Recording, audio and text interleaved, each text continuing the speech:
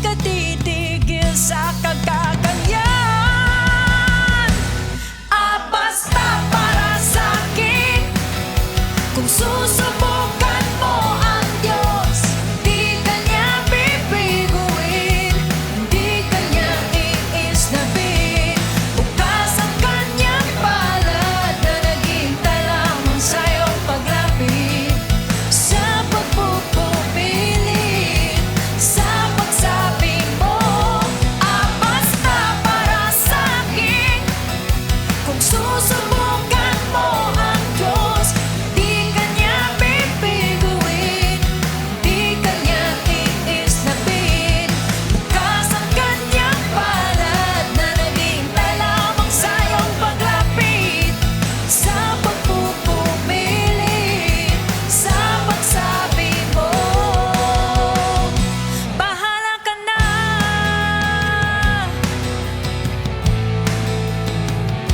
Bahala ka na.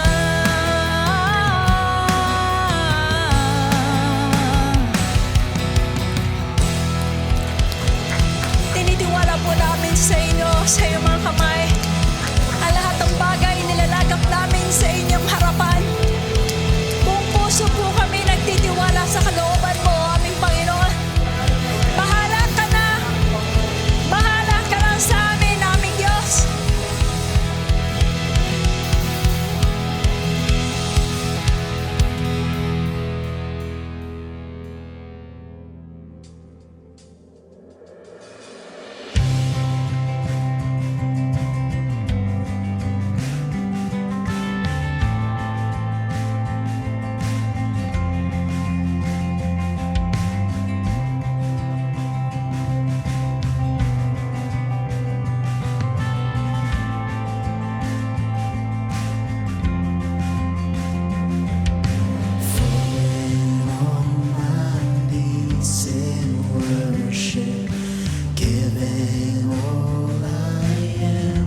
To seek your face, Lord, all I am is yours.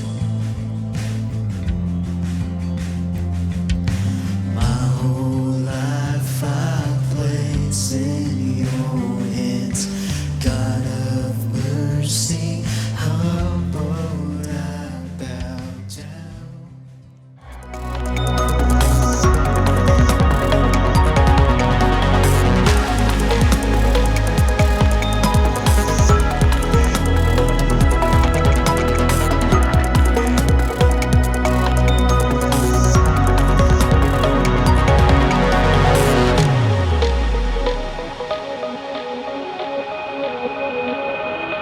Alam po niyo, napakagandang isipin na tayo po si ni Abraham. Bakit?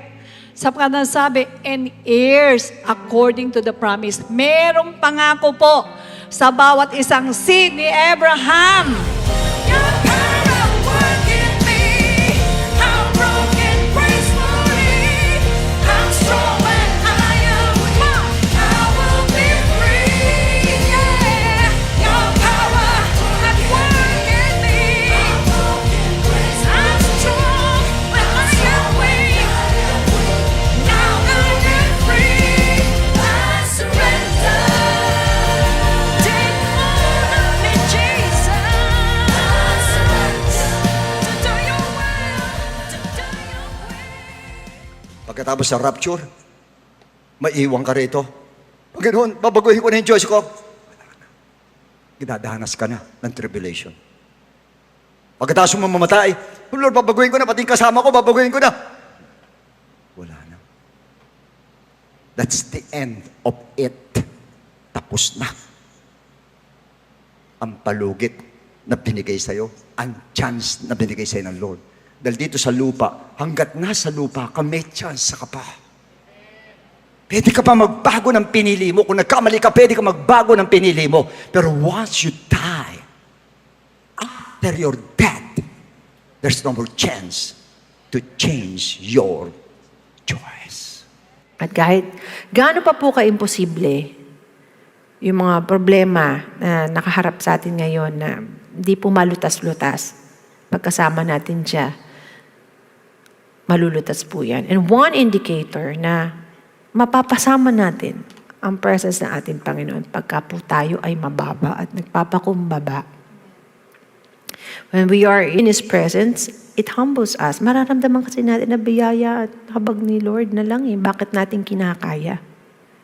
Pag mayabang ka, hindi mo mararamdaman yun. Kaya bumaba ka. So anything that is replacing God in His function in your life, like I'm going to pray to this saint so I will be healed. But it is Jesus Christ who will heal and not this saint. It's replacing God and now that's an idol. I'm going to put these things to protect me, to protect me. It's now replacing God's function in your life to protect you. Now that's an idol. Alam niyo po yung deception po kasi doon mga kapatid. Kahit disobedient child of God ka, mangyayari sa'yo, hindi po yun yung biblical. Conditional po sa Lord, pero dito sa mga idols, wala pong conditions. Dahil sa kawalan po ng paniniwala at pananampalataya, ay hindi lang po natin alam mga kapatid na madalas po dumadanas po tayo ng kapighatian sa physical, minsan sa financial, maging sa spiritual man. At ang mabigat po sa lahat, sinabi po mismo ng Bible na anyone who has unbelief, mainly unbelievers, will be cast out to hell. Yun lang ang gawin mo. Huwag ka lang maniwala kay Jesus Christ. I guarantee you, my friend, siguradong impyerno ang tuloy mo.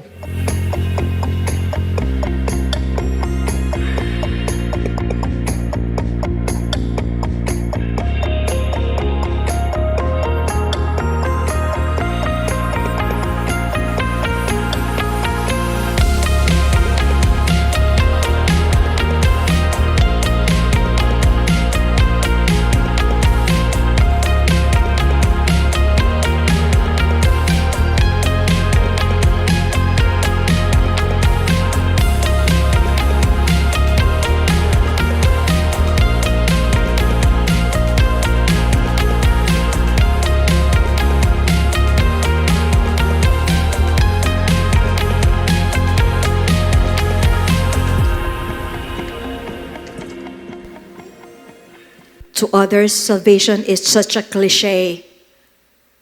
But if we think what salvation is, instead of the eternal life in misery and torture in hell, her soul was redeemed from destruction to eternal life with Jesus.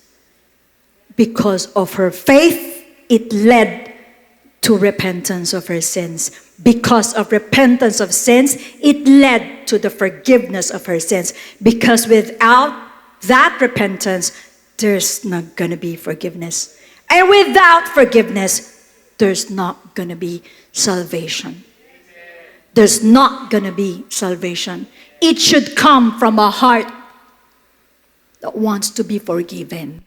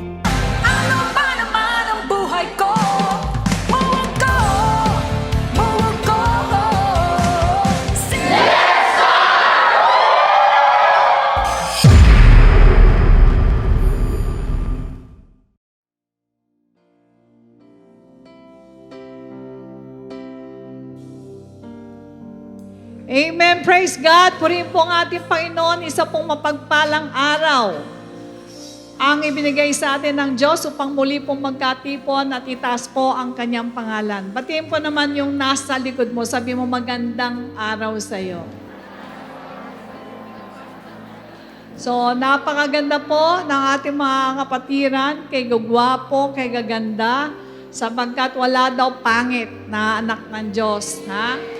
Kaya huwag niyong sasabihin pangit kayo. Lahat kayo ay magaganda at mga gwapito. Magandang araw din po sa inyong lahat. Mga kasamahan po namin nandyan po sa center stage ng Star Mall at sa lahat po ng mga kapatiran natin na nasa Luzon, Visayas, Mindanao at sa mga international satellite churches natin. Ganon din po sa inyong lahat na naka-tune in at makikisa po maghandog sa ating Diyos na buhay para po sa pagsamba, pasasalamat at pakikinig po ng kanyang dakilang kalooban. Welcome po sa friends again ng Jesus Christ. To God be the glory. Amen. Purihin po ang ating Diyos. Alright, bago po tayo sumulong sa ating pong plano ngayon na lugurin ang ating Diyos, magbasa po muna tayo ng ating banal na aklat sa Ecclesiastes chapter 3 verses 1, 6 to 8. To everything there is a season, a time for every purpose under heaven, a time to gain and a time to lose, a time to keep and a time to throw away, a time to hear and a time to sow, a time to keep silence and a time to speak, a time to love and a time to hate, a time of war and a time of peace. Kahit sa ano pong mga pangyayari sa buhay natin, lagi po yung may timing. So, minsan nga po ako, kuminsan, pagka may tinatanong po ako kay Beloved Bishop, Bishop, nakausap mo na ba? Hindi ba pwedeng kausapin? Kasi hindi lahat ng bagay, pwede mong gawin. Hindi mo ba alam na may pinagdadaanan yung tao na yun para kausapin ko at sabihin sa kanya kung ano yung mga bagay na dapat niyang ituwid. So, meron pong perfect time. Kahit naman din sa atin, may mga bagay tayo na minsan gusto nating itapon pero parang nagdalawang isip tayo. Ay hindi, baka kailanganin ko pa to. Pero tatakda ng Diyos ang araw na, ay, tapon ko na nga kasi nakakaskip. So meron pong panahon sa lahat ng bagay. Ngayon, ano ang panahon? Ngayon, ang panahon ng bawat isa ay maghahanap sa kanyang lumikha sa ating Diyos na buhay. Amen? Praise God. Bakit? Nakikita po natin ngayon ang kaguluhan. Kanang, kaliwa, harap, likod. Nakikita natin kung gaano sumasama ang mga tao. Ngayon, ang panahon na tayo po'y magpapasalamat. Ngayon, ang panahon na tayo po'y magpupuri sa ating Diyos. Kaya sabi mo sa katabi mo, ngayon ang panahon para tayong lahat ay magpuri. Amen. Praise God. Yuko po natin ang ating mga ulo. Let us pray. Dakilang Ama, maraming salamat po. Napakabuti mo po sa amin. Alam po namin, O Diyos, na may nakatakdang bagay na dapat gawin sa tamang panahon. At ngayon ang panahon na kami po ay magsama-samang lugurin ka. Sama-samang magpasalamat sa iyo. Sama-samang itaas ang dakilang kapangyarihan mo. Ang hinihiling lamang po namin, Lord. Iunat mo ang mapagpalang kamay sa bawat isa sa amin. Basbasa mo po kami, Lord. Gawin mo po kami kaaya-ayang handog sa inyong harapan. Mapakalinisin mo po kami at patawarin. Ano man ang mga pagkukulang namin, mga kahinaan, pagkakamali, o dili kaya ay mga kasalanan. Sama-sama namin tinataas sa inyo, O Diyos, ang gawain ito, Ama. Mula sa umpisa hanggang sa wakas, kayo po ang siyang mamuno. Pagpalayan mo rin ang lahat ng mga musicians, mga singers, Ama. Ganon din po higit sa lahat. Ang aming beloved Bishop na lagi mong ginagamit para kami po ay palakasin sa pamamagitan ng iyong banal na salita. Maraming salamat po at hangad po namin, Panginoong, panibagong kalakasan ang idudulot nito sa bawat isa sa amin. Sa iyo po lahat ang kapurihan. In Jesus' name we pray. Everybody say Amen.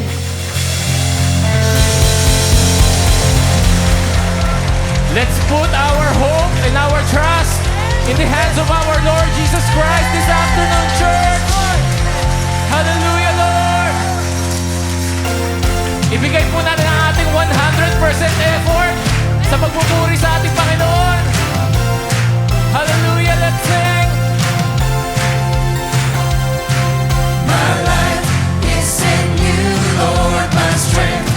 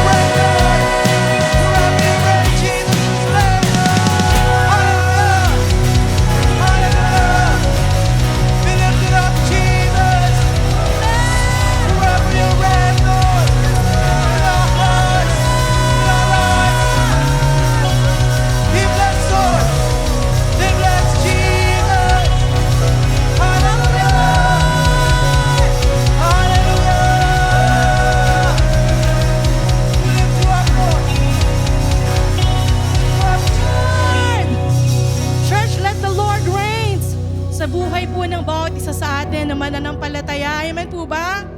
Amen po ba? Dahil ang buhay na meron tayo ngayon ay walang ibang may-ari kundi ang ating Creator.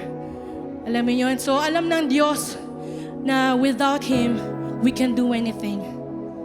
Kaya naman po lagi siyang mindful at tinitignan tayo kung paano niya tayo palagi i-guide, mamahalin, ililigtas, yayakapin.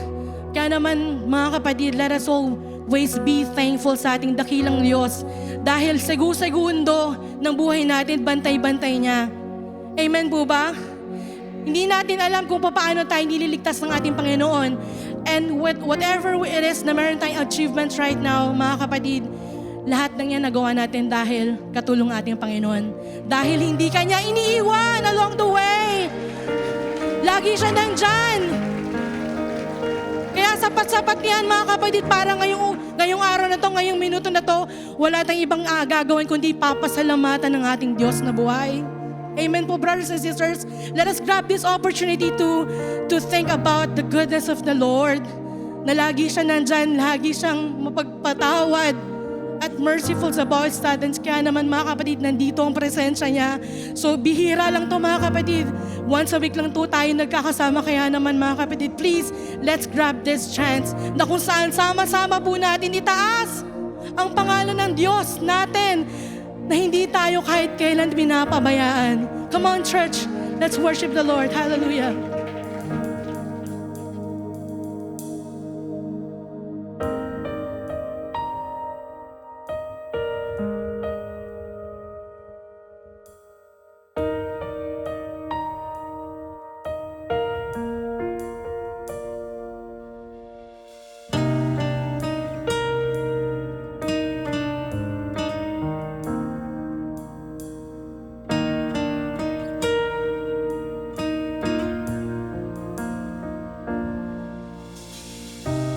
I've been spending the day always searching for you. I have freedom in you, oh Lord. I've been spending my time always praying to you. My direction is you, oh Lord. You alone can give it to me. You alone can take all my fears. Guide me, Lord. Lead me, Lord. Be with me. I can't do anything without you. Hold me, Lord. Embrace me, Lord. Be your strength within. Can't do anything without you.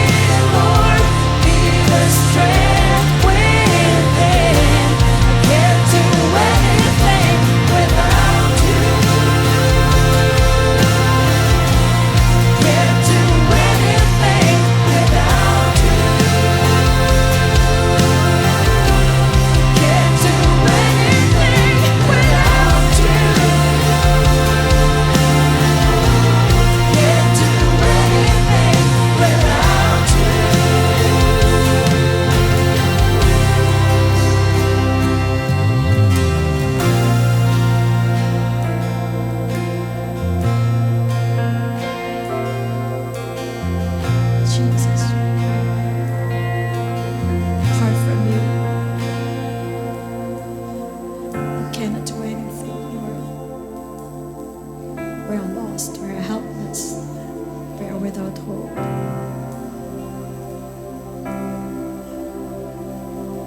Embrace us, Lord. Today, embrace us, Lord. Hold us dear. Some of us, Lord God, would be falling down already. Some of us, Lord, giving up already. Some of us, just that tiny thread, maliit na hibla na lang, Panginoon, ang pagkapit sa iyo. Kaya nakikiusap kami, Panginoon, muli. Dagdagan mo ng kalakasan ng mga anak mo, Panginoon. Dagdagan mo po ng kalakasan ang bawat isa na kaluluwa na pumunta po dito sa gawain. Regaluhan mo, Panginoon, the grace of strength, hope, ipunla mo sa puso ng bawat isa na nandito. Sino man sa amin, Panginoon, nangangailangan ng direksyon, nangangailangan ng pagkabay mo. Sapagkat naguguluhan kami, Lord, nakikiusap po sa iyo, Panginoon. Lead us, guide us, fill us. Wherever, oh God, na nakikita mo na we just feel so void at pagod, Panginoon. At marami sa mga anak mo pagod na pagod, Lord. Punuin mo kami, Lord, ng spiritual na kalakasan. Pakiusap, Lord, huwag mabaliwala ang pagpunta namin sa gawain mo. Huwag mabaliwala, Lord. Pumasok kami physically pagod, pero lalabas kami, Lord, spiritually strengthened by the anointing of the power of the Holy Ghost. Strengthened by your word. Strengthened by your presence. Bahagya po natin taas ating mga kamay at awitin to. And whoever right now that you need to sing this prayerfully, first of all, we have to acknowledge na wala po tayong magagawa kundi tayo tutulungan ng Diyos. Taas po natin ang mga kamay na yan at sasabihin natin sa Panginoon, guide me, lead me, be the strength, kasi napapagod ako, Lord, eh. Guide me, lead me, be with. Can you sing prayerfully?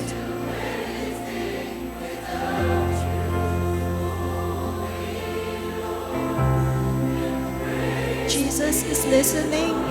He is here.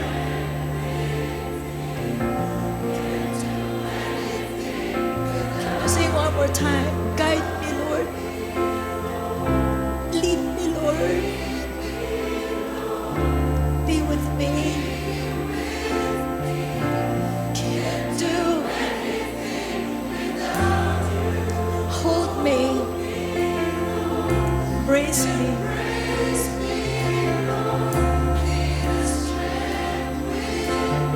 Can't do anything. God.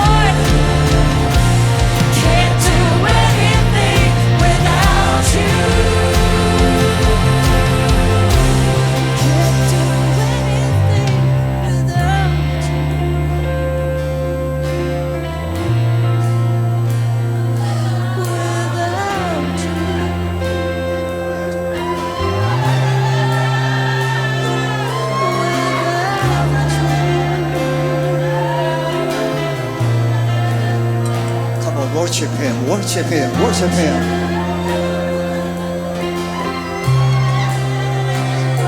Open your heart and worship the Lord.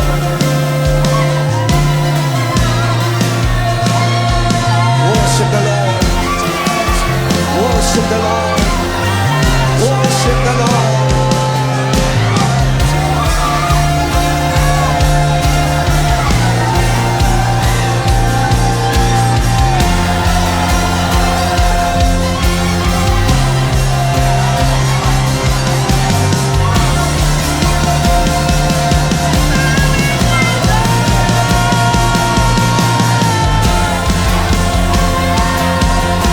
Raise your hand and worship Him.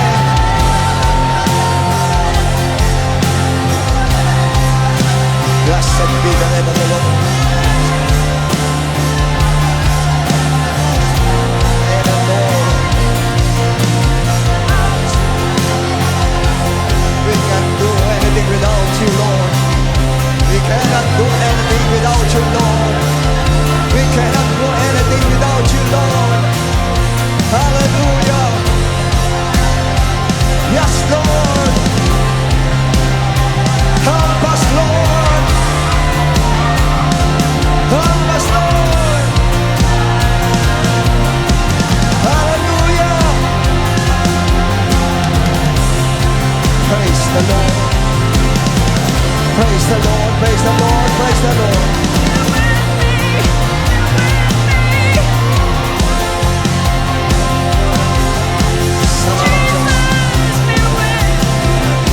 Salamat Lord.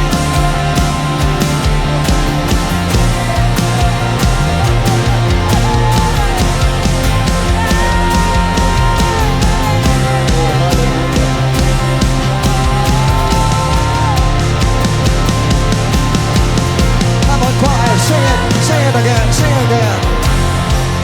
Guide me, Lord. Lead me, Lord. Be with me. I can't do anything without you. Hold me. Embrace me, Lord. This strength within. Can't do anything without you. Guide me, Lord. Yes, Lord. Lead me, Lord. Be with me. Can't do anything without you. Hold me, Lord. Amen, Lord. Amen, Lord. Embrace me, Lord. Be the strength within. Can't do anything without you. Can't do anything without you, Lord. Can't do anything without you. Can't do anything without you. Can't do anything without you. Oh, yes, Lord. Yes, Lord.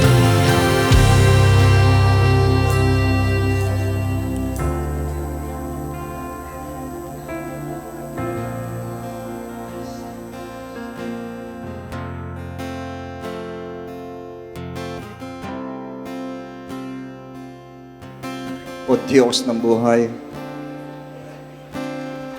sobrang pasasalamat, Panginoon.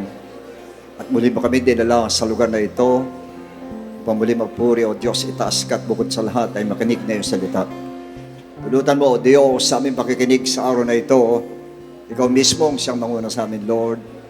Mangusap sa amin, O Diyos, bukod sa lahat na ano, hindi mo ipadaluin mo sa iyong lingkod patungo sa lahat ng mga anak mo nandarito, Ama. Tulutan mo po na sa araw na ito ay matugon lahat ang aming pangailangan, Lord. Gumawa ka ng miracles, Panginoon ko, sa lahat ng mga nandirito ngayon, hindi sa lahat na nanonood sa television, O Lord. Gumawa ka ng Panginoon ko ng milagros sa buhay na matagal lang iniintay, O Lord, at naniniwala kami sa araw na ito ay makukuha namin, Panginoon, ang miracle mula sa iyo. Maraming salamat, Lord, at tulutan mo, Lord, about salitang sasabihin ko, yung lamang ayon sa kalooban mo, at yung lamang, Panginoon ko, ang makalulugod sa iyo harapan, Ama. Maraming salamat, and this we ask in Jesus' name. Amen and amen.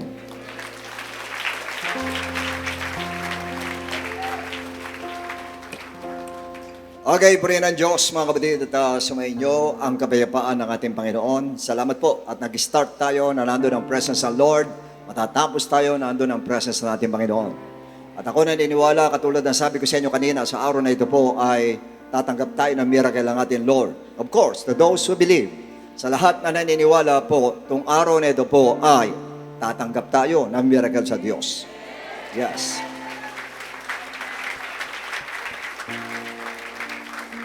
Tatandaan nyo mga kapatid, kung titingnan yung Bible sa ministry ng ating Lord, kung pag-aaral nyo yung book of, yung 4 Gospels po, itong Matthew, Mark, itong Luke and John, titingnan nyo maigi, napakarami po mga incident doon na ang ginagawa ng Lord, puro miracles and healing and miracles and healing, yun ang ginagawa ng ating Lord po. At sa book of Acts, makikita rin natin, nag-start ang church doon, puro miracles din ang ginawa, mga kapatid, ng ating Lord through the disciples. Pero ito sa mga epistles, wala tayong masyado nakakita kasi puro believers na po ang nando doon at hindi na sinasabi yung mga miracles, pero alam ko, meron pa din miracles ginagawa ang ating Lord. Hanggang ngayon, meron pa rin miracles na ginagawa ang ating Lord.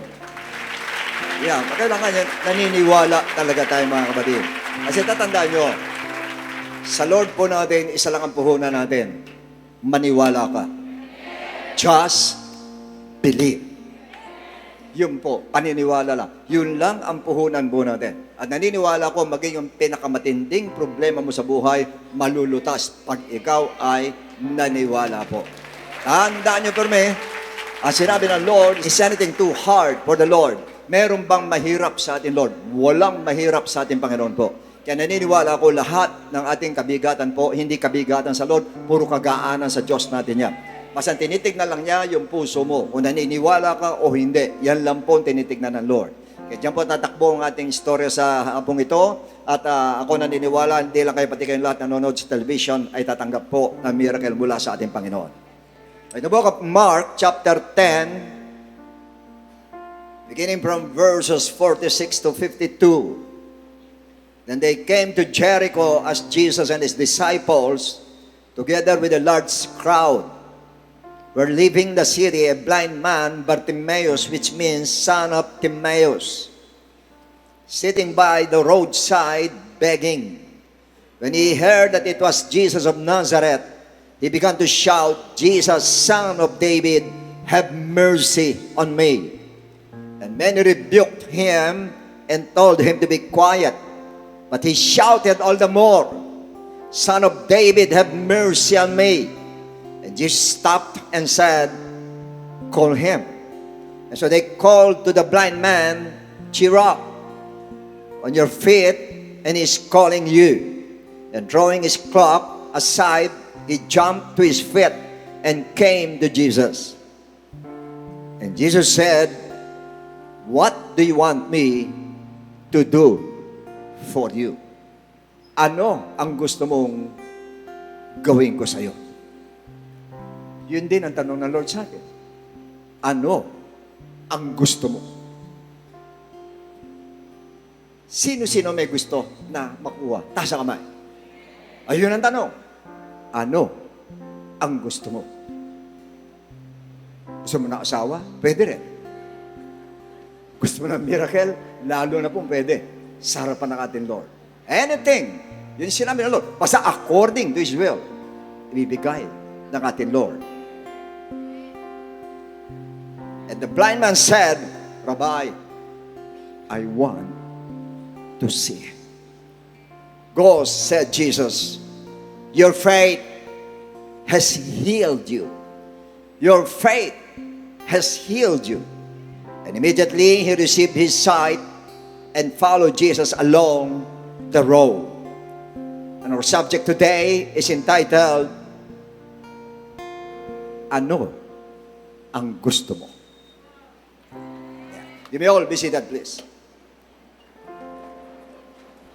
Okay now, brothers and sisters, if there is something Christians have to master, it is prayer.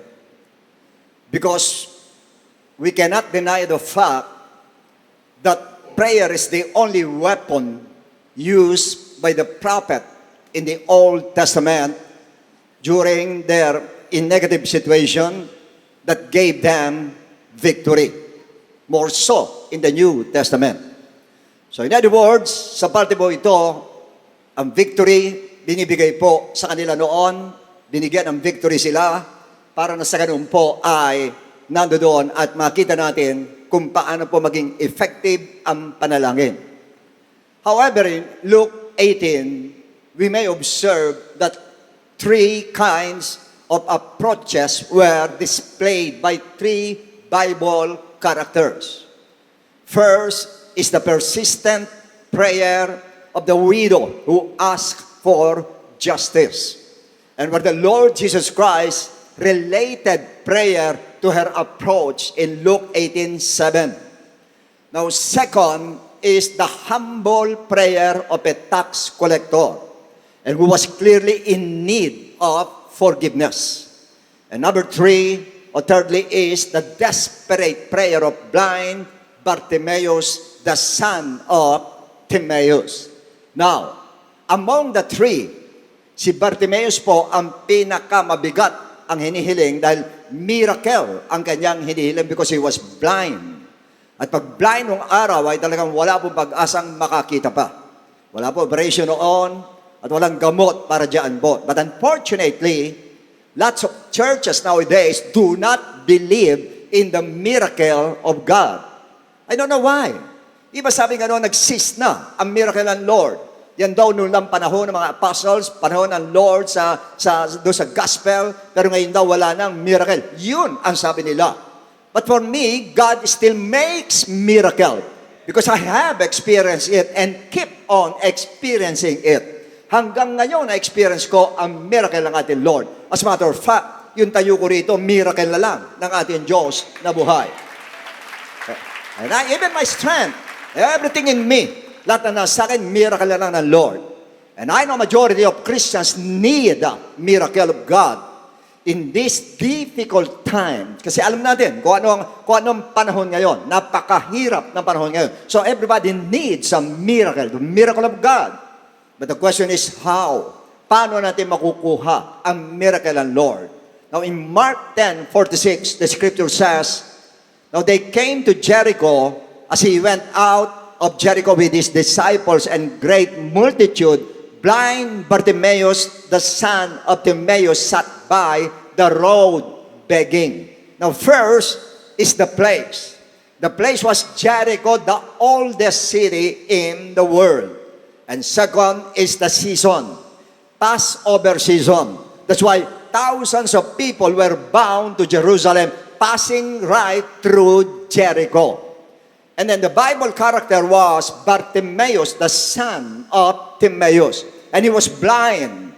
He was blind maybe since birth and had no hope ever seeing. Wala na po talagang pag-asa makakita. And his position, he sat by the road begging. Na dun sa bangketa, nangihingi. That's why he could hear all kinds of talking. Nandito yung mga serious at talking, commercial or vain, ay baliwala, mga rude, mga magaspang na sala. Narinig niya lahat. But all of a sudden, nagkaroon ng sudden change doon sa kanyang narinig. Became a throng. Pag sinabing throng, ay parang multitude ng tao at ang mga hayop niya, yabag na hayop ang narinig niya. And multitude of people and the noise were talking about the Lord Jesus Christ. Kaya biglang nabuhay ang dugo ni Bartimaeus. At sa verse 47, NIV says, and when he heard that it was Jesus of Nazareth, he began to shout, Jesus, Son of David, have mercy on me. When he heard that it was about Jesus of Nazareth, nabuhayan siya ng loob. Nabuhay ang dugo niya.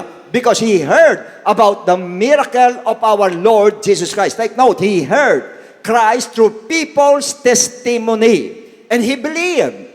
He believed. Sa testimony lang naniwala siya. And the real faith that comes from hearing. Sa atin po, to see is to believe. Sa kanya, to hear is to believe. Dahil wala siyang mata, hindi siya nakakakita. Kanya yun ang tunay na faith. Na nanggaling talaga sa tenga lang, nanggaling ang kanya pong pakikinig po o ang kanyang faith. And without hesitation, he began to shout. He began. So meaning, he shouted not only once, Patuloy siyang sumisigaw, Jesus, Son of David, have mercy on me. And although Bartimaeus was blind, and he was weak, and he cannot afford to bring himself to Christ, kasi mahina nga sa beggar siya, meaning, wala siya lahat noong lakas na kailangan meron siya. Ang meron lang siya, ang malakas sa kanya at makakakuha ng miracle ay walang iba, kundi yung boses lang niya. Ibig sabihin noon, hindi siya naghahanap ng wala siya. Ang tinignan niya kung ano yung meron siya. Wala akong lakas, mahina ako, kanya nakaupo lang ako sa bangketa, meron akong boses. So in other words, yung meron siya, yun ang ginamit niya. At yung pirme, tatandaan ninyo, ang miracle mag-i-start kung ano yung meron ka. Kung ano meron ka, diyan manggagaling ang miracle ng ating Lord. Well, I remember the widow during the time of Elijah. Doon po sa parte ngayon, makikita natin, itong balong ito, sabi na marami siyang utang, hindi niya bababayaran, namatay ang kanyang asawa ng isang prophet. Anong tanong agad ni Elijah? Ang tanong sa kanya po ay, ano meron ka? Ano natira sa'yo? Okay, naubos, ano natira sa'yo? Isang jar lang po ng langis, o wala nang problema. Magmula dyan sa jar na yan, mababayaran mo lahat ang utang mo. Ganun ang nangyari. Kung ano yung meron siya, doon ang galing ang miracle at nabayaran lahat. Everybody knows the story. Now, in verse 48, and many rebuked him and told him to be quiet.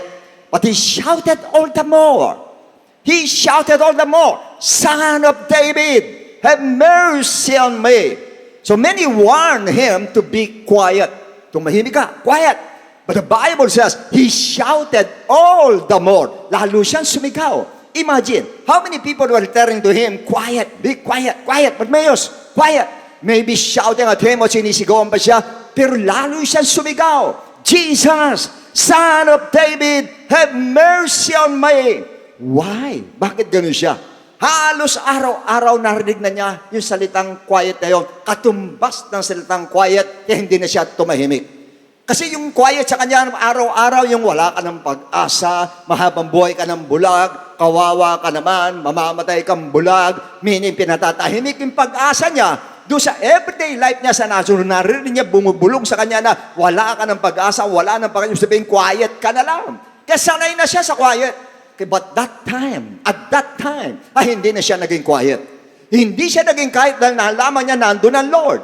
At maaari iniisip niya, ito na lang ang pagkakataon. Baka hindi na bumalik to rito. Kailangan kaya sisigaw ko. Ibig sabihin, ang tanging pag-asa ko siya. Ito ngayon, in the name of Jesus, ito alam ko, ako gagaling ako. But we may observe that he did not ask for healing. He did not ask for miracle. He did not ask for favor. But instead, he asked for mercy. Sigaw siya, Jesus, Son of David, have mercy on me. Kahabagan mo ako.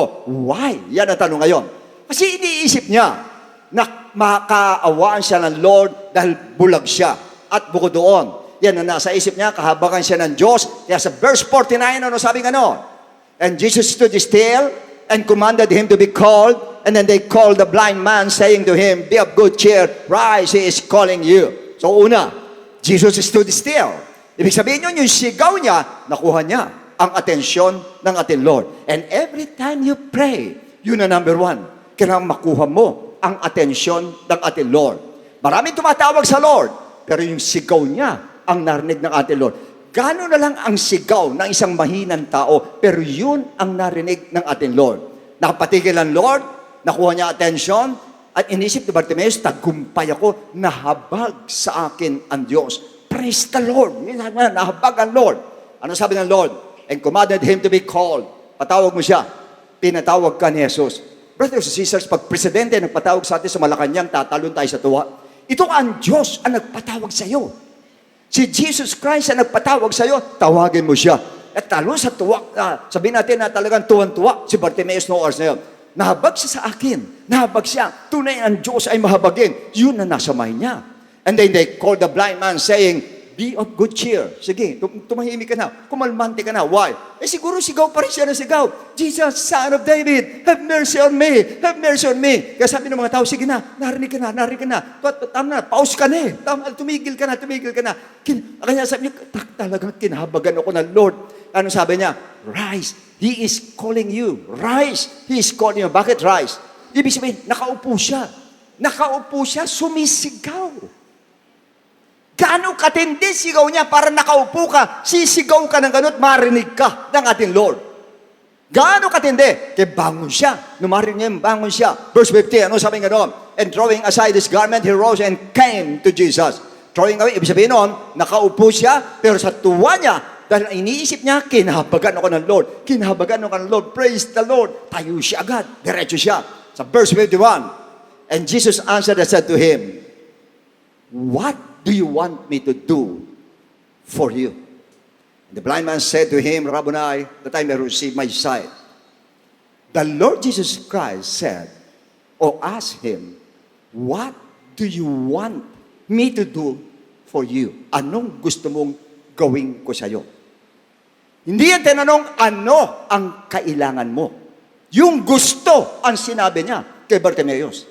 Samantala, madalas sinasabi natin, ang Lord magsusupply niya need. Basta yung need just by yung wants, hindi yung gusto natin, bahala ang Lord. Pero ito siya mismo nagtanong, ano ang gusto mo? Hindi ano ang kailangan mo.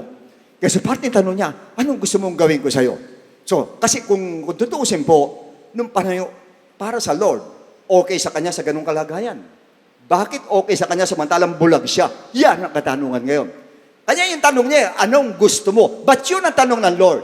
Dahil para sa Lord, ulitin ko ulit. Ng mga oras yung okay sa kanya, yung kanyang kalagayan. Why? Bulag siya. Okay ba yung bulag? Yan ang tanong. Mamaya ko po sasagutin. Okay now. Bartimaeus said, Teacher, that I may receive my sight. Gusto kong makakita. I want to see. Gusto kong makakita. Because he needed to see because he was blind. At kailangan niya makakita. Now, segue tayo ng konti. In John 9:41, ito sabi ng Lord sa mga Pariseo. Jesus said to them, if you were blind, kung bulag kayo, you would have no sin. Wala kayong kasalanan kung bulag kayo. But now you say, we see, that sinasabi nyo nakakakita kayo, therefore, your sins remain. Ibig sabihin ng Lord na, kung bulag ka, wala kang kasalanan, pero pag ka nakakakita, naandun ang kasalanan mo. Why? Bakit niya sinabi ito? Kanya-kanina sinabi ko sa inyo kung sa Lord ang bulag ka, mas mabuti. Kaya lang, dahil sa nakita ko sa iyo, kaya sinabi ko kung anong gusto mo. Now, unahin natin ang Pharisees. The Pharisees were not blind. Nakakakita sila, kaya kita nila ang kasalanang nagkaganap sa mundo at contaminated sila ng kasalanang ito. That's why their sins remain sa kanila dahil nakakakita sila. Ayun, tatanungin ko, bakit marami sa inyo nahulog sa kasalanan? Kasi nakakakita ka. At yun ang dahilan kanya nga nahuhulog sa kasalanan ng marami. But on the spiritual side, kita nila ang Lord ng personal. Dahil nakakakita nga sila. Pati mga miracles, yan ang problem. Sa spiritual side, nakikita nila ang Lord. Nakikita nila miracles ng Lord. Nakikita nila yung mga testimony, nagte-testify, nadidinig nila. Mga amazing preaching ng Lord, nadidinig nila. And yet, they did not believe. That's why their sins remain in you. Yun talaga ibig sabihin ng context na yun. Nakakakita kayo? Nasa inyo kasalanan. Why? Hindi kayo naniniwala sa akin Nakakakita na kayo, hindi pa rin kayo naniniwala sa akin. Nakakakita na kayo, nakita niyo mga miracles, nakita niyo lahat, pati preaching nandiyan. Kayo pa, ang balahibo niyo, paano preach ako, pero hindi pa rin kayo naniniwala. Nakakakita na kayo. Hindi lang masabi na mas mabuti pa kaya, hindi na kayo nakakakita. Siguro maniniwala kayo sa akin. Ngayon nakakakita kayo, nasa inyo ang kasalanan. Why? Hindi kayo naniwala sa akin. Bulag kayo pagdating sa spiritual. Now, on our part, sa part natin, open ang spiritual eyes natin so we can see the miracle of Christ through reading the Bible. And second, open ang literal eyes natin. That's why we can see the miracle of God to others. Nakikita natin, nagtetestify, saka gumagaling iba sa healing. Nakikita natin ang miracle sa iba. Nakikita natin ang protection sa iba. At we can hear the word of God preaching, preach sa atin by the power of the Holy Ghost. Narinig natin lahat yan. You can hear the testimony, yet you do not believe. Hindi tayo naniniwala. No, Pastor, I believe. No, you don't. No, I believe. No, you don't. Ba't ko sinabi? Why? If you believe, Bakit sa oras ng iyong mga problema sa ngayon, ba't may takot ka? Kung naniniwala ka, bakit nag-aalala ka? Kung naniniwala ka, bakit may anxiety ka? Kung naniniwala ka, bakit ako confused ka? Bakit nade-depress ka? At bakit ka nawawalan ng pag-asa? Naniniwala ka pala? That's why the sin of unbelief remains in you. Nandoon sa atin. Because in Hebrew 3:12, the Bible says, beware, brethren, lest there be in any of you an evil heart of unbelief in departing from the living God. So, yun ang isang problema sa atin po. Mas mabigat sa atin. Bukas na spiritual natin. Bukas pa mata natin. Alam natin, nakikita natin, mga patotoo ng kapatiran nandiyan dyan. At nakikita natin mismo, nakatayo. Ako mismo nagpapatotoo. Ito sakit ko talaga sa amin, doktor. Wala na. Eto ngayon nakatayo, nagpipreach ako. Bakit hindi ka pa rin naniniwala? Dahil kung naniniwala ka, ba't ka nga natatakot? Kung naniniwala ka, bakit nag-aalala ka? Kung naniniwala ka, bakit naguguluhan ka? Dahil yung paniniwala, wala doon. But on the part of Bartimaeus, he was literally blind. That's why he cannot see the literal world. Hindi niya nakikita. Yung mga kasalanan sa mundo, hindi niya nakikita. Kanya, wala siyang kasalanan. Yun ang ibig ko sabihin kanina kasi sinabi ng Lord, buti pa siya siguro, hindi ka na makakita. Pero kaya lang sinabi niya, ano ba gusto mo? Kanya sinabi, ano gusto mo?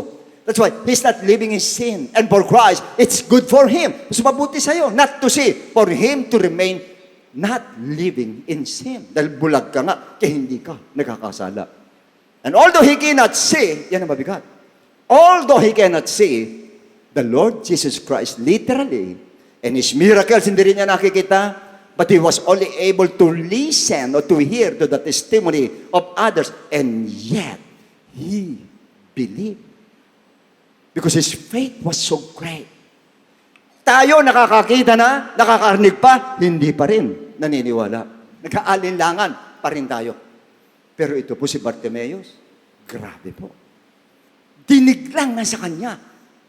Wala siya nito. Wala siya. Wala siyang lakas. Pero naniniwala siya. Sa pakikinig lang, naniniwala siya. What more kung nakakakita na siya? Kanya ang tanong ng Lord sa kanya, anong gusto mo? Bartimaeus, gusto ko pong makakita. Okay, bibigay ko sa iyo. Although pagkaganyan, hindi ka nagkakasala pag bulag ka, pero bibigay ko sa iyo, makakakita ka. Why? Kung yung bulag ka, pandinig lang naniniwala ka. Lalo na pag nakita mo itong ginagawa ko, lalo kang maniniwala. Naunawaan mo natin? Ano sinabi ng Lord? O sige, kumaya ka, kakakita ka na. Now, kasi pag sinabing believing, makinig kayong lahat. Kings 18:41-45, Elijah. And then Elijah said to Ahab, go up, eat and drink, for there is the sound of abundance of rain. And then abundance of rain. Samantala, ang tindi na sikat ng araw. Ano sabi niya? Next. And Ahab went up to eat and drink, and Elijah went up to the top of Carmel. Then he bowed down on the ground and put his face between his knees for the drink. And said to his servant, go up now. Look toward the sea. Makit ka, tingnan mo ang dagat. Tingnan mo tingnan maigi. Ibig sabihin, diyan manggagaling ulan. Makikita mo, ulan, diyan manggagaling. And he's pumunta naman. Pagpunta, ang sabi niya, there's nothing.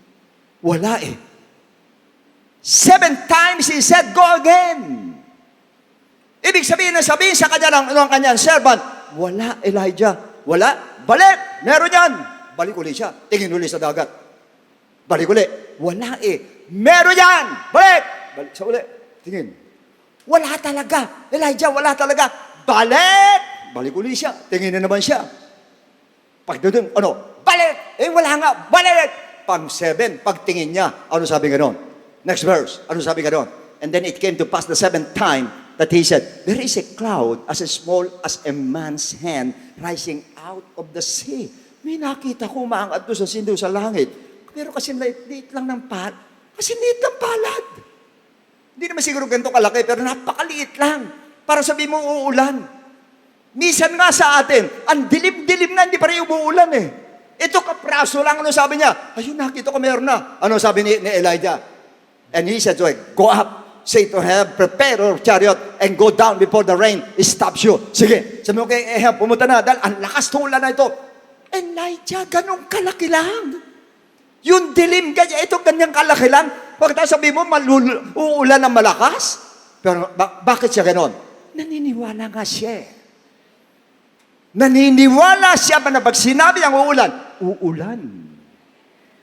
At dumating nga, at verse 41, ano sabi ganon? And it happened in the meantime that the sky became black. Ayun na. Yung maliit po na dilim, biglang lumaki, ng lumaki, ng lumaki, ng lumaki. And wind, and there was a heavy rain. So Ahab rolled away and went to Jezreel.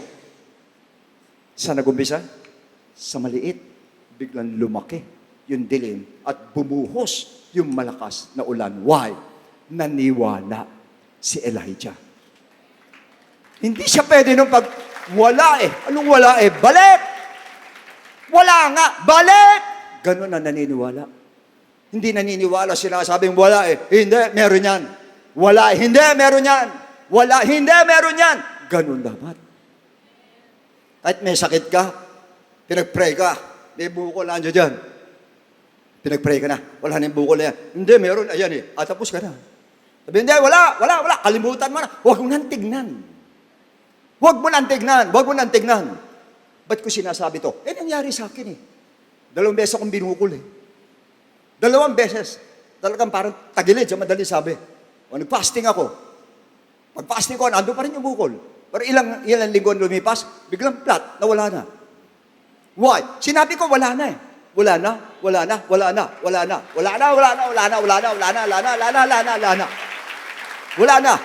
Oh, alam ko kayo hindi naniniwala dyan. Marami dyan mga churches kayo, yung mga faith, yung word of faith, hindi naniniwala. Bahala ka. Pag hindi ka naniniwala sa word of faith, titsakin ko sa iyo, may hirapan ka. Mabubuhay ka sa natural way. Imagine sa nangyayari ngayon, tapos natural way, mabubuhay ka, tapos ka na. Pagka mga incurable, impossibilities, tapos na, puro imposible lahat yan. Tatanggapin mo na lang yan. Yan ang magiging buhay mo. Gusto mo ba nun? Ayaw mo ba nun pagka imposible, nagiging posible? Yung hindi pwede, nagiging pwede? Ayaw ka nun? Yung wala, sinasabing meron, ayaw ka nun? Mabuhay na kayo ng ganon. Pag nabuhay kayo ng ganon, may enjoy natin ang buhay natin. Why? Makikita mo na ang Diyos ay buhay, ang Diyos ay kumikilos, ang Diyos ay may miracle, ang Diyos ay nandyan, katabi mo at nakikita ka, at gusto niyang gumawa ng miracle sa buhay mo. Oh yes. Hindi lang natin alam, yan ang gusto ng Lord sa atin. Hindi ko sinasabing gusto ng Lord, permit tayo na hindi masaya, kundi permit tayo na maganda ang kabuhay natin, maganda lahat sa atin, maganda ang pangatawan natin. Hindi ganun, permit. Pero, may pagkakataon talaga hindi maganda. Pero, kung naniniwala ka, sandali lang yon, nawawala. Dadaan ka lang. Bakit nananatili? Yan eh. Hindi ka naniniwala eh. Nakita ba sa inyo paulit-ulit? Sakit paulit-ulit? Hindi ka naniniwala. Dahil kung naniniwala ka, babalik pa ba yan? Hindi ka naniwala. Naniwala ka. Nakukuha nyo? Habakuk, tingnan natin. Ito, madalas yun na ito. Though the fig tree, una, may not blossom. Pangalawa, nor fruit, hindi namunga. Pangatlo, may fail. Pangapat, no food. Puro negative yan. Next. Though the flock may be cut off. Negative na naman. No herd in the stalls. Negative na naman. Yet, I will rejoice in the Lord. Masaya pa rin ako. I will joy in the God of my salvation. Habakuk, teka, walang bunga. Wala rin anak yung mga inahin. Wala yung business. Bagsak ka. Lugi ka. Lugi. Wala akong pakialam. I will rejoice. Why? Next verse. Because the Lord God is my strength. Pag ginawa mo na money strength mo, tapos ka na. God is always our strength. Whether you have money or you don't have money, God is our strength. Siya ang kalakasan natin. And He will make my feet like deer's feet, and He will make me walk on my high heels to the chief musician with my string instrument. Ano ibig sabihin nun? Hindi niya hiniling na, Lord, lugi ko eh. Pabawiin mo ako, Lord. Pabawiin mo ako, Panginoon. Kailan makabawi ako? Hindi. Ang sinabi niya, ako'y magre-rejoice dahil alam ko, pababawiin ako. Hindi. Alam ko na hindi ako pababayaan ng Lord. Alam ko, palalakasin ako ng Lord. Alam ko, matatagalan ko. Alam ko, makakayanan ko yan. Alam ko, malalagpasan ko yan. Iyon ang sa kanya. Alam ko. Why? Naniniwala siya. Nakukuha niyo ba? Andiyan pa ba kayo? Verse 52, Mark, balik tayo. And Jesus said to him, go your way. Your faith has made you well. And immediately he received his sight and followed Jesus on the road. The Lord Jesus Christ said, go your way. Why? Your faith. Ano, Lord? Your faith, not my mercy. But your faith has made you well. Question. Yes. Alam ko nahabag ang Lord sa kanya. Hindi pwedeng hindi. Nahabag. Because He's a merciful God. And His mercy endures forever. But this time, ano na naig sa Lord? Yung mercy niya? O yung faith ng tao? Yung faith ang nanaig. Why? Nahahabag siya sa tao, yes. Pero maaalis ka sa kahabag-habag na kalagayan. Definitely, pag ginamit mong faith mo, maaalis ka sa ganyang kalagayan. Because according to your faith, be it unto you. Hindi pwede sabihin mo, Lord, mahabag ka na, mahabag ka sa akin, nakakahabag ko. Hindi pwedeng ganun lang. Okay, yung walang problema. Pero dagdagan mo ng faith. Yung faith ang mag-aahon sa iyo doon, sa iyong kahabag-habag na kalagayan. At yun ang tinitignan ng Lord sa atin. Sa katunayan, sino bang kawawa nowadays sa mga mananampalataya? Yung mahina ang faith. Mga Christians mahina ang faith. Christians na walang faith. Ayun na yun. Alam, anong kalagayan? Kahabag-habag. Pero tingnan yung mga Christians na malalakas ang faith. Siga sila mga kapatid. Talaga kung magsalita yan. Nakikita nyo isang nagpapatotoo rito. Pagka yung nasunugan pa nga eh. Nandito, biro mo nasunugan mo na. Nagpapatotoo pa rito. Hey, ang Diyos ko ang bahala sa akin. Ang Diyos ko ang bahala sa akin. Kung totoo siya na, nakakaawa naman sister, nasunugan. Hindi nakakaawa, nakakabilib eh.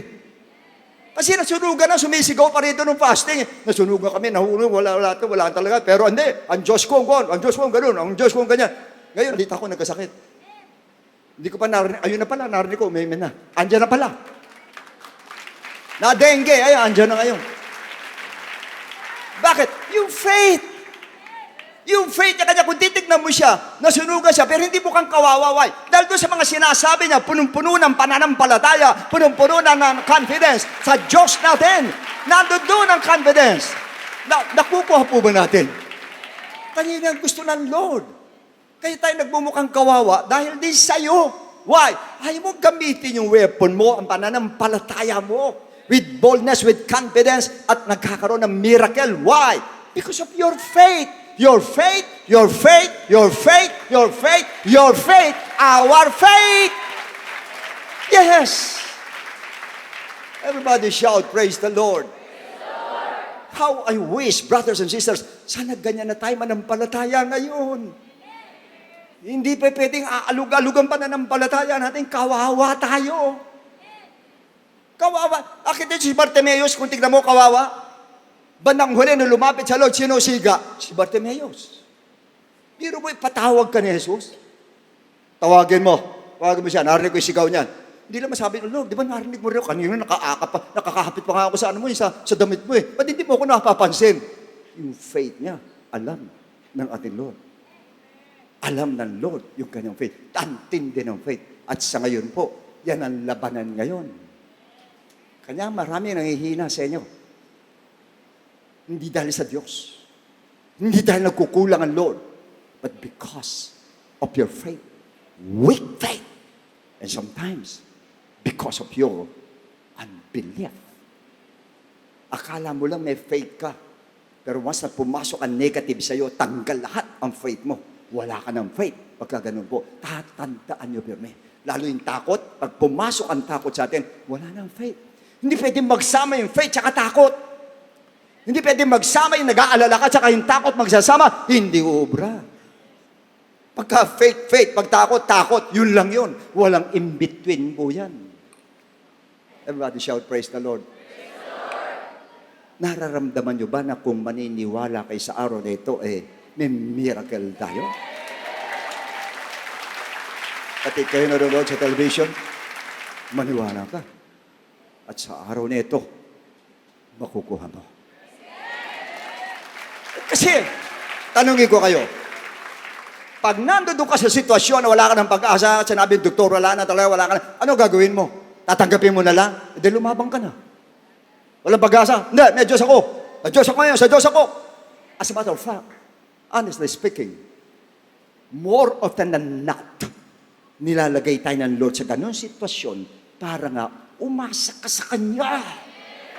Para nga yung faith mo, ma-build up yung faith mo, para lumakas ang faith mo, para lumutang ang faith mo, kanya ka nilagay sa ganyan. Hindi magbukang kawawa, para lumutang ang faith po natin. At ako naniniwala ngayon, unti-unti lumulutang ang faith mo. Nararamdaman ko lumulutang ang faith mo ngayon. Pero hindi pa lutang na lutang. Kailangan mamaya pagkatapos ng preaching, lutang na ang faith mo at umaasa ka paglabas mo rito, yes! Makukuha ko miracle. Yes! Ayan. Naunuwaan nyo? Gusto ko lahat kayo paglabas mamaya dyan, sumisipa kayo, yes! Yes! Pag nakita tayo administration, ba't nagkaganon sila? Hindi nila alam, ang tindi nun makukuha natin, kaya tayo ganun. Ang tindi. Bakit mo sinasaway ng Lord yung mga bata? Ano, yung mga apostles sa mga bata, ano sabi ng Lord? Kung sawayin, the kingdom of God belongs to the children. Sinasaway ng Lord yung huwag mong sawayin. Huwag mong sawayin. Unless na magmistulak ang bata, hindi ka makakapasok sa kingdom of God. Why? Grabe ang faith ng bata. Pag pinangakuan mo ang bata, aasahan talaga. Naalala ko si Pastor Les nung araw Tuwing hapon kasi, dinadalan ko siya ng pasalubong. Ay pagalis ko, mamaya, pasalubong ka. Yay, gano'n na siya. Alam niya, pagdating meron nando doon. Umaasa siya. Andun yung, talaga, basta sinabihan mo ang bata, aasahan niya, pagkakalat pa yun, uy, bibili ko manika na tatay ko. Bibili ko manika na tatay ko. Pag pinangakuan mo ang bata, makikita natin, binibaga talaga, naniniwala agad siya. Oo, naniniwala ako. Ganyan ang gusto ng Lord sa atin. Pag sinabi ng tatay natin, maniwala ka na. Maniwala ka. You know why? Tayong lahat na nandito, whether you like it or not, ayaw mo sa gusto mo, malalagay ka sa sitwasyon na siya lang ang aasahan mo. Wala nang iba. Kaya pag nalagay ka sa ganung sitwasyon, huwag mo isipin, ang Lord naman, hindi ako mahal ng Lord. Ba't ako nung sinasaktan? Hindi ka sinasaktan. Hindi sa hindi ka mahal. Ang gusto ng Lord, pakita sa'yo na may pagkakataon wala kang ibang aasahan, kundi siya lang talaga ang aasahan mo. Siya lang. Now, balik tayo kay Bartimaeus. At that time, Bartimaeus was shouting, Jesus, Son of David, have mercy on me! Ilang beses yun, hanggang sa mapao siya. But now, there's no need to shout like that. Hindi na kailangan. Why? Matthew 27:46 and 80. At about 3 o'clock, Jesus shouted, what? Jesus shouted, what? Jesus shouted with a loud voice, Eli, Eli, lema sabachthani.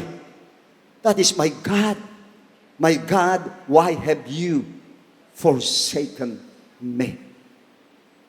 Now, yung po, kung tawagin na, the shout of being forsaken, the shout of agony, sinigaw na ng ating Lord. In Mark 15:34, CEB, the same. Sinabi rin niya, Eli, Eli, lema sabachthani, which means, my God, why have you deserted me? The same shout. Yun din po. In Luke 23:46, and when Jesus had cried out with a loud voice, sumigaw na naman siya. With a loud voice, he said, Father, into your hands I commit my spirit. And having said this, he breathed his last. the shout of commitment. Sinigaw na ng ating Lord. John 19:30, NLT. When Jesus had tasted it, yung sour wine, He said, hindi sinabi, He shouted. He said, it is finished. Then He bowed His head and gave up His spirit.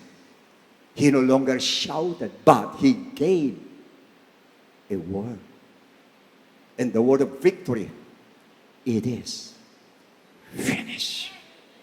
Sa CEV, everything is done. Sa LSB, it has been accomplished. It is completed. Now, meaning everything is finished. Now, what is finished first? His suffering is now finished, both his soul and body. And second, it is finished, which is the work of man's redemption and salvation is now completed. Our way now is from darkness to light and from hell bound to heaven. Yan na po destination natin. Ang pangatlo, it is finished because the barrier between God and man was finished. Wala na hadlang. Matthew 27, 51, and Jesus cried out again with a loud voice and yielded up his, sumigaw pa pala, out again with a loud voice and yielded up his spirit. Next. And then behold, the veil of the temple was torn into from top to bottom, and the earthquake and the rocks were split. Sa tabernacle po, bago kayo makapasok sa Holy of Holies, merong holy place, susunod po yung Holy of Holies, nandoon po yung Ark of the Covenant, ang nakakapasok doon po, yung lang mga high priest, hindi basta priest, high priest lang ang pwedeng pumasok po doon. May veil po yun. Pero nung mamatay siya sa cross of Calvary, nahati yung veil na yun, bumukas na po ang daan patungo sa throne of grace. Kanya hindi na pwedeng dadaan ka pa sa pare, patungo doon, hindi na. Tayo mismo pwedeng dumirekta na because it is finished. Diretso na po tayo po.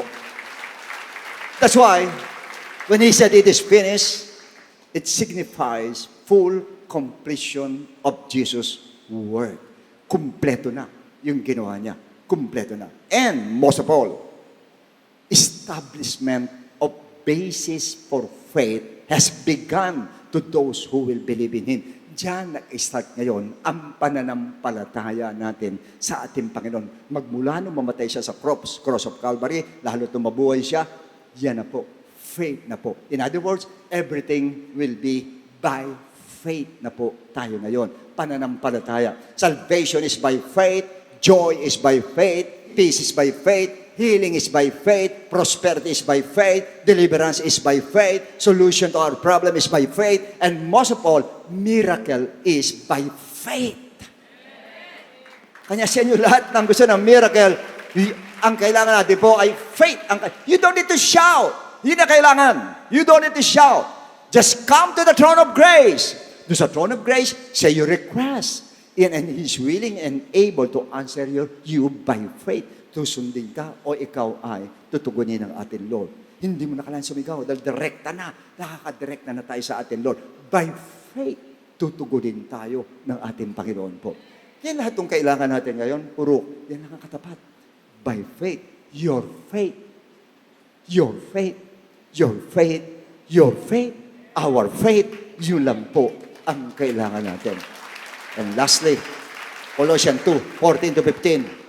Having wiped out the handwriting of requirements that was against us, yung mga naka-charge sa ating kasalanan, which was contrary to us, and He has taken it out of the way, inalis na, having nailed to the cross. Pinako na ron lahat yung kasalanan po natin nagawa noong mga nakaraan. Next, having disarmed principalities and powers, and He made a public spectacle of them, triumphing over them in it. Yung pagkakapako sa krus ng Lord, ibig sabihin, dinisarmahan na niya ang demonyo po. Dahil kitang-kita, dinisplay niya ang tagumpay. Hindi dahil siya sa isang warrior, kundi yung pagkakapatay niya sa cross of Calvary, ando ng victory po natin, lalo't nung mabuhay po ang ating Panginoong Heso Kristo. Kanya ngayon, yan ang tinasabi ng Lord. Ano pa katatakot mo? Ano pa pag-aalala mo? Wala na. It's only by faith. At titsakin ko sa inyo, yung miracle na kailangan natin, makukuha po natin. You don't need to shout. Hindi na. Hindi ka na sabihin, Lord, have mercy on me, Lord. Hindi na. Pwedeng command, pwedeng demand, pwedeng request sa atin, Lord, and it shall come to pass. It shall be done for you. Gagawin sa atin ng atin, Lord. Not because of His mercy, not because of He's a loving God, He's a merciful God, He's a compassionate God. No. Because of your faith. Your faith, your faith, your faith, your faith, and your faith. Everybody shout, praise the Lord. Yung mga may karamdaman sa inyo, pati kayo nanonood sa television, naniniwala ba kayo? Pwede ito sa oras ito, gagaling kayo by faith.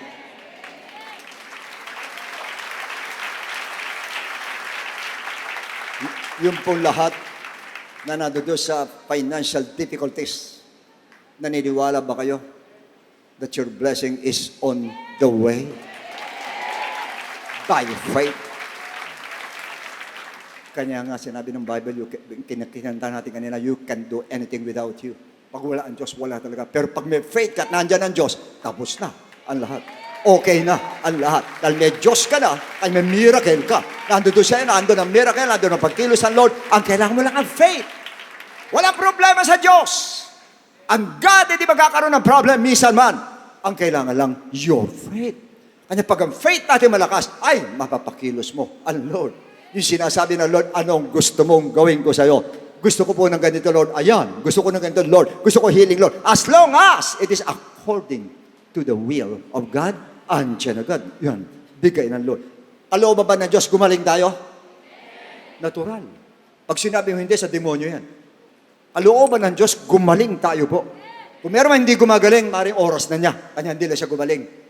Pero pagka tayo hindi pa oras, gagaling ka. Sigurado lalakas ka, babalik ka sa dati. At hindi pa ulit-ulit, gagaling ka talaga. Dahil pinagaling ka ng ating Lord. Naniniwala kayo? Yung nakangailangan ng ganito, pwede i-supply ng Lord.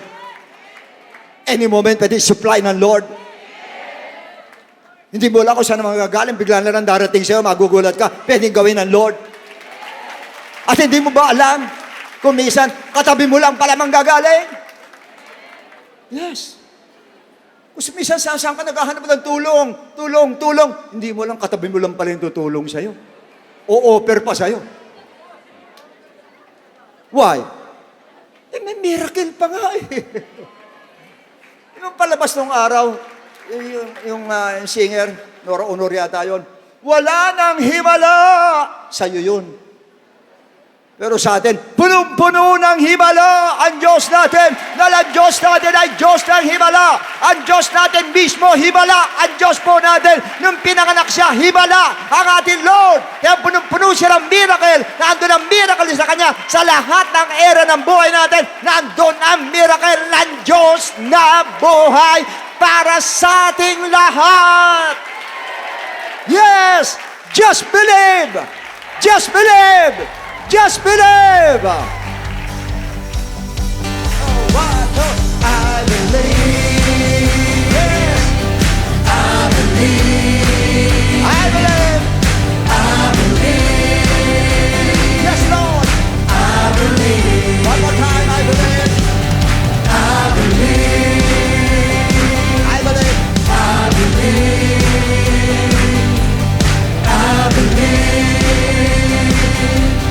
I believe.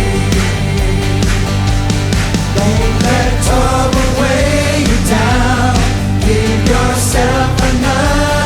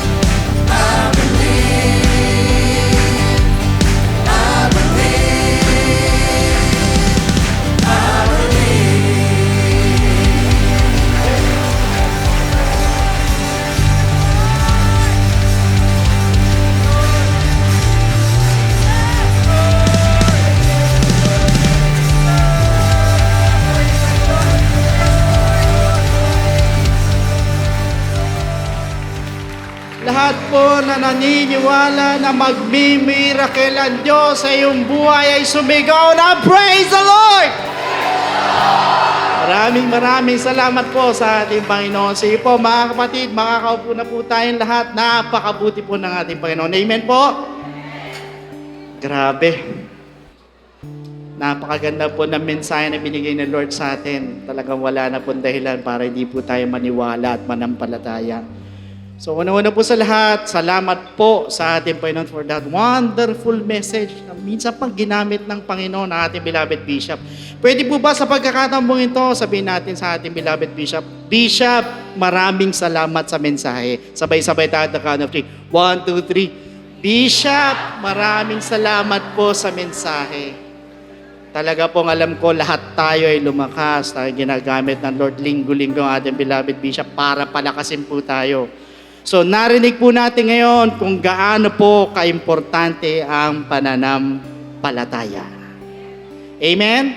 But meanwhile, para naman po sa amin po mga first-time guests and visitors, just a few minutes of your time. Unang-una, welcome po kayo sa aming pong gawain. Maraming salamat po sa pagpapaunlak, sa pagdalo po ng gawain po natin. So please allow me to share with you regarding po sa gospel ng ating Panginoon na napaka-importante po ito na mapakinggan po natin sa mga first-timers po na makikita po natin mga kapatid sa mga bisita na nandito, importante ang pananampalataya at naniniwala po tayo. At isa po sa dapat nating sampalatayanan at paniwalaan ay ang gospel po ng ating Panginoon. So please listen to me sa lahat ng mga first-time guests po natin. Importante po ito na tayo po manampalataya at maniwala sa gospel ng Lord para po sa kaligtasan po natin. Pag sinabi po natin kaligtasan or salvation in Ephesians chapter 2 verse 8, for by grace you have been saved through faith. So malinaw na sinabi po ng talata, you are saved by grace through faith. Kaya alam po ang tanong, saan po tayo mananampalataya at maniniwala? It is found in the book of 1 Corinthians chapter 15 verses 1 to 4. It is about the gospel of Jesus Christ, yung pong death of Christ, yung burial of Jesus Christ, at yung pong resurrection of Jesus Christ. So tatlo po yan. Kailangan sampalatayanan po natin at paniwalaan po natin. Yung tatlo po, death, burial, and resurrection. Kaya alam po ang tanong, is believing enough? Pag tayo po'y nanampalataya, naniwala, tapos na, wala na po tayong gagawin. Ang sabi po sa 1 Peter chapter 4 verse 17 sa bandang baba po ng talata, what will be the end of those who do not obey the gospel of God? So ano daw ang katatapusan, ano daw ang dulo doon sa hindi sumunod sa gospel ng ating Panginoon? So sa madalit sabi, the gospel of Christ must be obeyed. Hindi po tayo matatapos sa pananampalataya at paniniwala lang, kundi ito po kailangan lakipan po natin ang pagsunod. So pag tayo po nananampalataya at naniwala, kailangan sundin po natin. Kaya alam po ang tanong, paano po natin susundin? It's found in the book of Acts chapter 2 verse 38. Unang-una, we need to repent. Tayo po magsisisi po ng ating po mga kasalanan. We're going to ask for forgiveness. Kukonfess po natin ng ating po mga kasalanan sa ating Panginoon. At naniniwala po ako kahit gaano karami, kahit gaano kabigat, kahit gaano katindi ang nagawa mong pagkakasala sa ating Panginoon. For as long as nandun po yung genuine repentance sa ating puso, the Lord is willing and able to forgive your sins. At dyan din po papasok yung pong death to sin. So yan po yung unang-unang step. We need to repent. Second, we need to be baptized in the name of Jesus Christ. So tayo naman po ibabautismon sa tubig. So ilulubog po tayo sa tubig in the name of Jesus Christ po yan. At sabi po sa Romans chapter 6 verse 4, therefore we were buried with Him through baptism into death. Ulitin ko, therefore we were buried with Him through baptism into death. That just as Christ was raised from the dead by the glory of the Father, even so we also should walk in newness of life. So sinabi po ng talata that we need to be baptized in the name of Jesus Christ. Why? Para bagang inililibing po natin ang ating pong mga kasalanan, kasabay naman po ng paglilibing kay Kristo. So yan po yung pangalang step, we need to be baptized in the name of Jesus. And third step is, we need to receive the gift of the Holy Spirit. Diyan naman po, papasok ang ating transformation, yung ating pong regeneration. So sa madali sabi, tayo mababago na po, na nabanggit po sa Romans chapter 8 verse 11, ganyan po sa Titus chapter 3 verse 5. In fact, once we receive the gift of the Holy Spirit, we're also receiving power. Sa mga bisita po na nandito, aminin nyo man hindi, lahat tayo may kahinaan. At ang hirap pong i-overcome ng mga weaknesses po natin sa ating mga sarili. But you know what? Once you have the gift of the Holy Spirit or the Holy Spirit mismo na nasa inyo, yan po yung tutulong po sa atin to overcome all our weaknesses. At yan din po na magpapaalala po sa atin para makasunod po sa kalooban ng ating Panginoon. So take note, ito pong tatlong ito ay kailangan maganap po sa ating po mga buhay. Unang-una, we need to repent.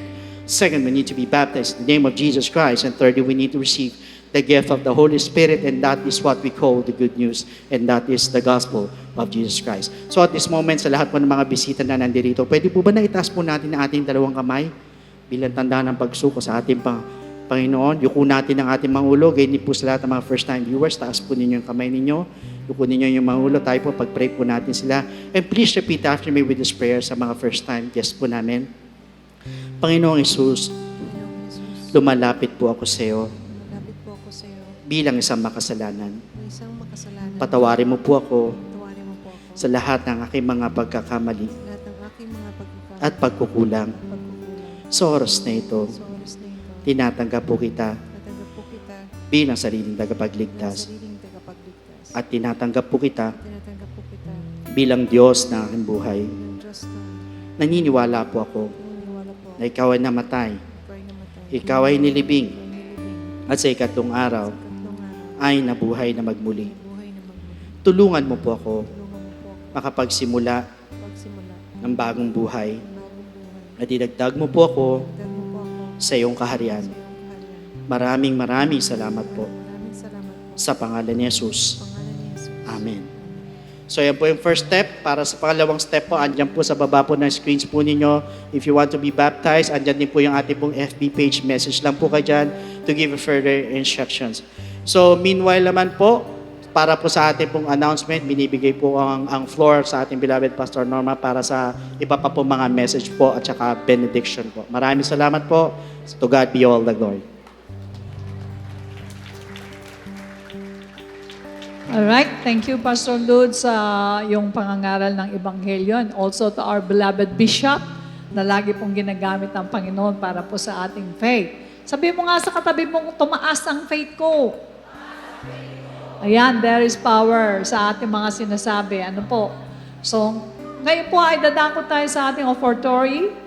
If you have your Bible, please open 1 Kings chapter 3, verses 4 to 5.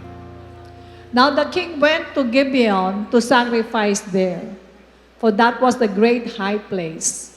Solomon offered 1,000 burnt offerings on that altar. At Gibeon, the Lord appeared to Solomon in a dream by night, and God said, "Ask, what shall I give you?" Amen? Kanina po ang tanong ng Lord, ano gusto mo? Ngayon naman, ano naman ang gusto mong ibigay ko sa iyo? Si Solomon po ay nag-offer sa ating Lord. Nag-offer po siya ng 8,000 burnt offering. Marahil nalugod po ang Lord sa kanya. Kaya nakapanaginip po si Solomon. Sa kanyang panaginip, tinatanong siya ng Diyos, humiling ka. Ano ang gusto mong ibigay ko sa iyo? Kaya ngayon po sa ating pagbibigay, alam po ng Panginoon na kung ano ang need mo, sabayan mo na rin, hilingin mo sa Panginoon kung ano ang gusto mo. Yaman din lamang ang kanina ang topic natin, ano ang gusto mo. Alright? So sa ating pong announcement, for complete details or online giving, please refer to the ways and means to give dyan po sa ating AVP. Maraming salamat din po sa mga kapatiran walang sawang sumusuporta sa ating mga gawain. Reminding all servants first, teaching about the continuation of the Teachers Training Seminar entitled The Teacher, happening tomorrow, 7 p.m. via Zoom. Also, don't miss our on-site worship service, September 24, 9 a.m. at Cuneta Astrodome as we gather for a Holy Ghost Revival. Alright po, tumayo po tayong lahat. Sabi mo nga sa katabi mo, I'm blessed. Yuko natin ating mga ulo, let us pray. Dakilang Ama, maraming salamat po. Alam po namin, Lord, na itinuro mo sa amin, talagang napapanahon.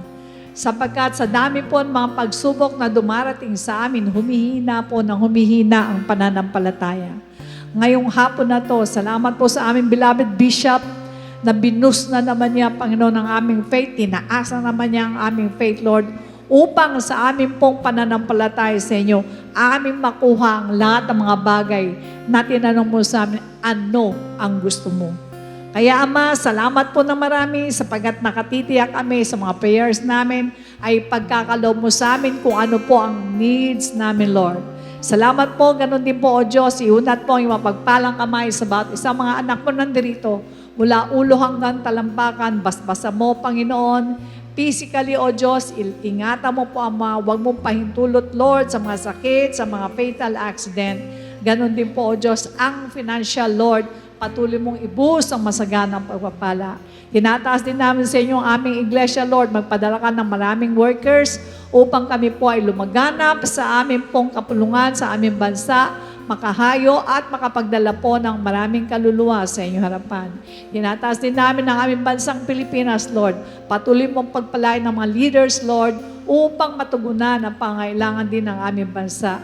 Bigyan niyo po sila ng wisdom and knowledge kung paano po pamunuan ang bansa namin. Maraming salamat po sa iyo. Pakaingatan mo pong bawat isa at pagpalain mo at basbasan ang lahat ng patuloy na sumusuporta po sa inyong gawain. Sa iyo po lahat ng kapurihan. In Jesus' name we pray.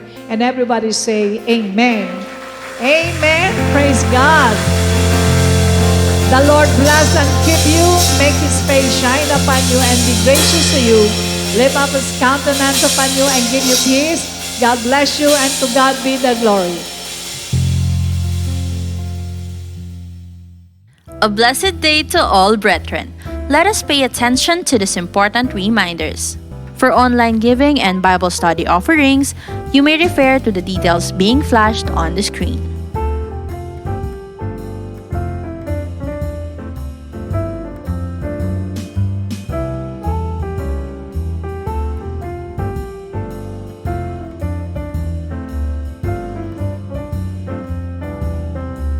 Kung nais niyo pong magpa-schedule ng baptism and one-on-one online counseling via Zoom, you can call us via the contact numbers flashed on the screen and send a message on our Facebook page. Let's continue to support our church. We are excited to announce this church updates. Calling all main church servants force teaching and satellite pastors. Please block your schedule for the next teachers training seminar entitled The Teacher on September 25, Monday, 7:30 p.m. via Zoom. The Achievers Business for Christ is inviting businessmen and professionals for the ABC refill entitled Salt and Light on September 27, Wednesday, 6:30 p.m. at King Chef Seafood Restaurant, West Avenue. Registration fee is 700 pesos per head. Please check ABC's Facebook page for more details and to register. To all students who are done with 1FC Books 1 and 2, join our online workshop to become a certified Book 1 1FCer on September 30, Saturday, 1 p.m. via Zoom. Registration fee is 200 pesos per head.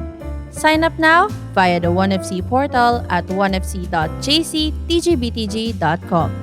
To all 1FCers and their students, see you at our next 1FC Fellowship Night on October 2, Monday, 7 p.m. via Zoom. This is also open to those who are interested with our 1FC discipleship. To all Servants Force, the chapter reading for the Servants Force devotion on Tuesday, September 26, is Psalm chapter 119, verses 33 to 72. This is your chance to join the Servants Force, calling all those with God-given gift and skills. We are looking for passionate individuals who will be part of the worship team, CatProd, and Service Operations Ministries. For worship team, we need vocals and band such as electric or acoustic guitarist, bassist, keyboardist, and drummer. For CatProd, we need new addition to the C-Cube, video team, multimedia and graphics services team, audio and tech support. The service operations is also in need of Bethesdan, Gideon, and comrades. The applicants must have completed 1FC Books 1 and 2 as a basic requirement. Scan the QR code to apply or fill out the online application form found on our social media pages and website. Our Servants Force department will get in touch with you after the submission of the application form. Sign up now. IDO for Music is now on Spotify, Apple Music, YouTube Music, Deezer, Amazon Music, and other digital platforms. You can also start using IDO for Songs on your Facebook, and Instagram stories and reels, and TikTok videos.